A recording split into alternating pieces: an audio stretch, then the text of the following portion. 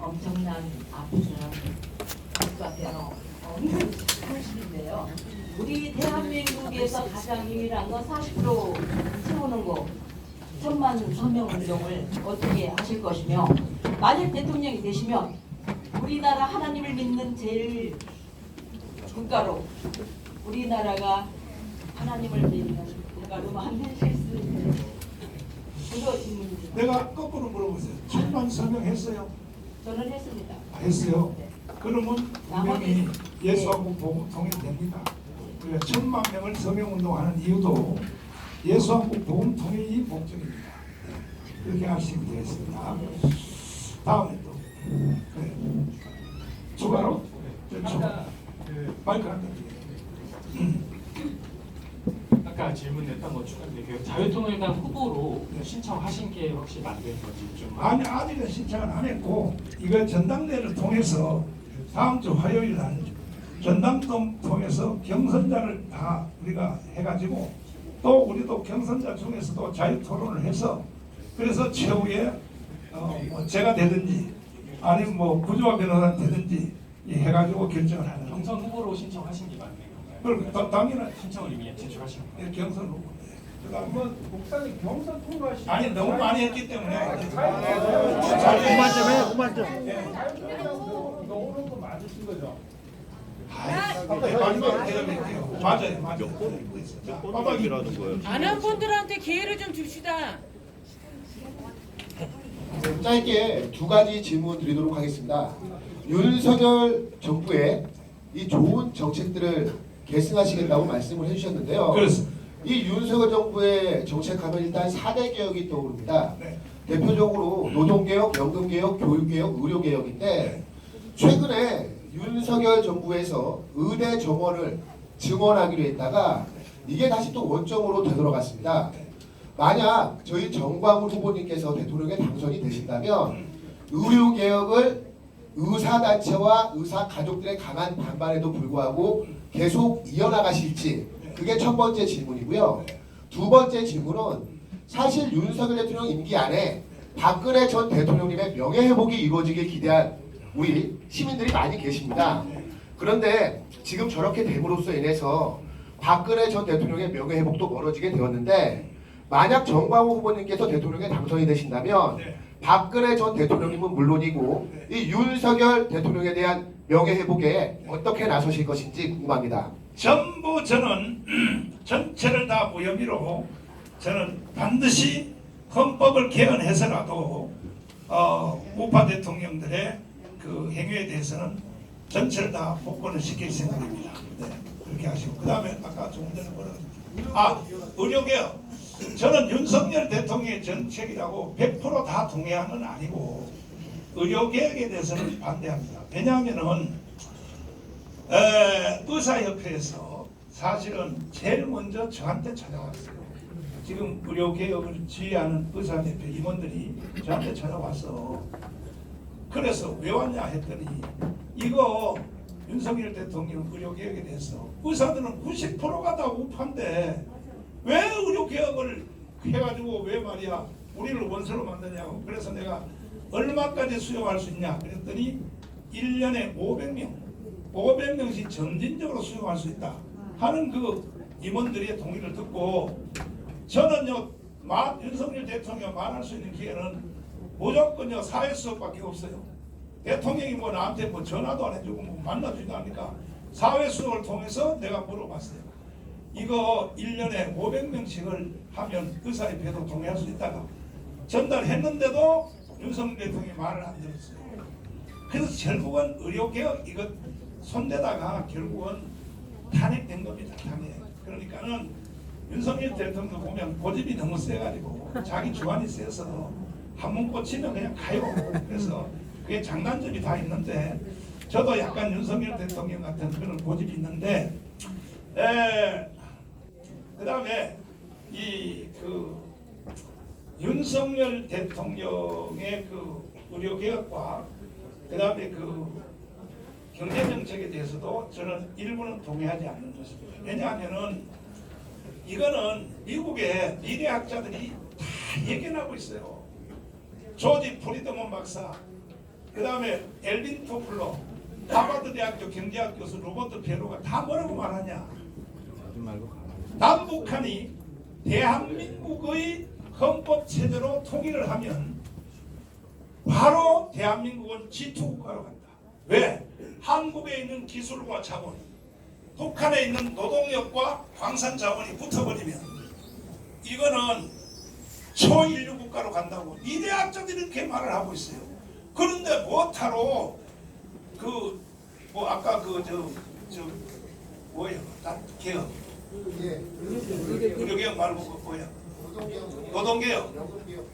그래서 내가 윤석열 대통령한테 답답한 거는 뭐냐면 개혁할 필요가 없어요. 이거는 머지않아 통일이 가까이 왔어요. 벌써 미국의 미래학자들이 예언하고 있어요.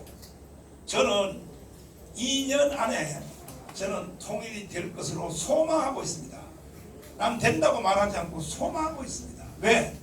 탈북자가 34,000명이 왔고 내가 탈북자를 100만 명 이상을 유도하여 한국으로 데려오면 바로 북한은 무너집니다. 북한의 장마당 세력들은요 김정은의 말 안 들어요. 북한은 스스로 무너질 가능성이 있기 때문에 그렇게 되면 지금 말씀드린 그대로 미래학자들 엘빈 토플러, 조지 프리드먼 다 예언하고 있어요. 초인류 국가로 간다는 초인류 국가로 대한민국이. 그래서 저는 개혁할 필요가 없다고 생각합니다. 저는 2년 안에 나는 통일될 것을 소망하고 있습니다. 네. 다음 말씀. 네, 이쪽에 아까 안 하신 분이. 소속.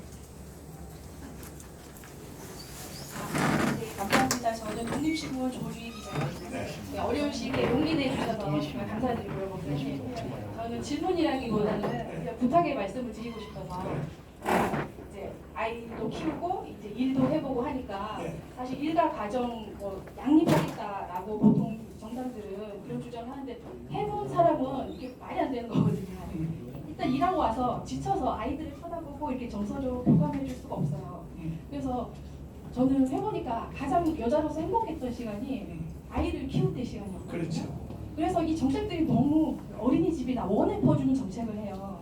그러니까 그런 기관에 돈을 줄 게 아니라 가정에서 행복하게 엄마들이 아이를 키울 수 있도록 그러니까 직접적으로 가정에 그러니까 뭐 육아 뭐 보조 수당 비슷하게 엄마들한테 직접 이렇게 주는 그런 문화가 만들어졌으면 좋겠다. 그러니까 사실 맞벌이가 그렇게 오래된 문화가 아니잖아요. IMF 때 그 김대중 정권이 무너지면서 부탁의 말씀을 드리고 지금요 우리나라 복지 예산이 76조예요. 간접적 예산까지는 200조입니다. 200조. 근데 이것이 전부 좌파들이요 다 사기치고 있어요. 그래서 복지 혜택이 안 가는 겁니다. 그리고 지금 육아휴직 있죠.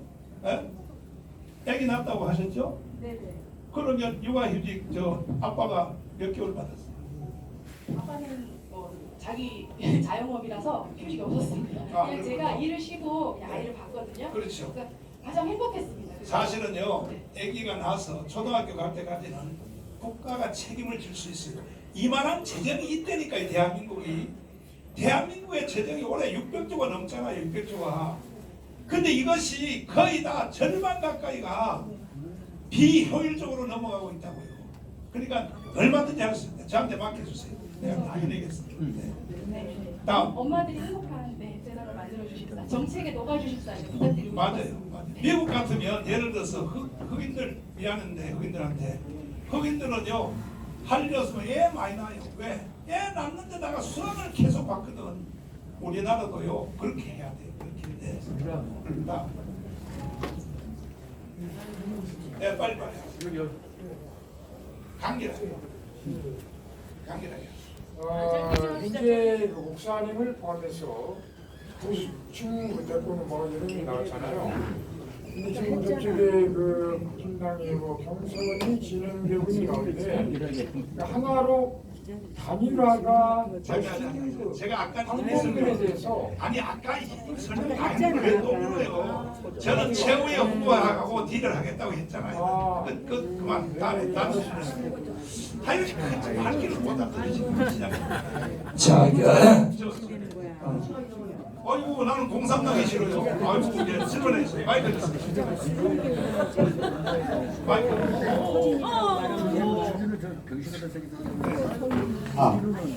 네, 자 사관법인 윤통연합회 우리 손상대 회장님하고 같이 공동 대표로 있는 범주도 왕성입니다.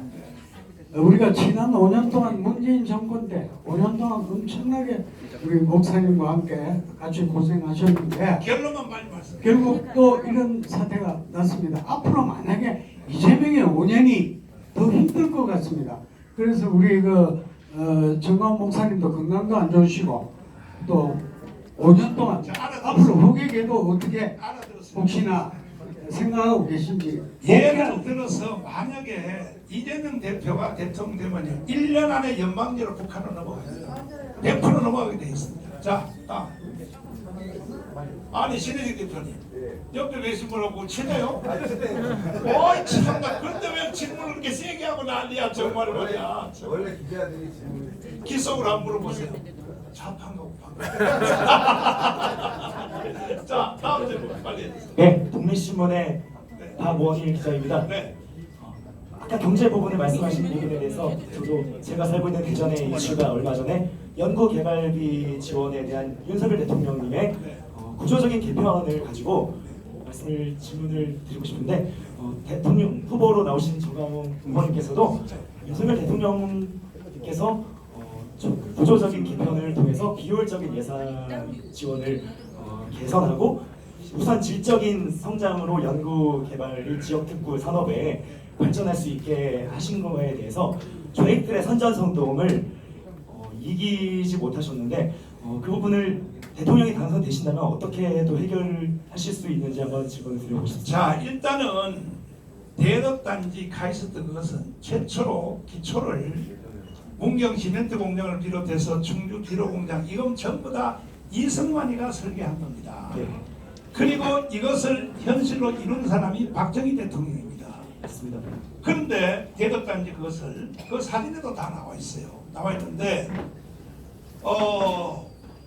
그렇게 개발을 해서 신기술을 개발을 하면은 이것을 현실화를 못 시키는 거야.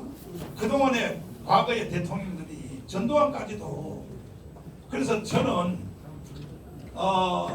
이 지금 현재 10조거든요. 그 연구개발비가 네. 저는 100조 가까이로 높여야겠다고 생각합니다. 충분히 그런 재정이 있습니다. 도둑질만 안 해가 버리면. 네. 네. 감사합니다. 네.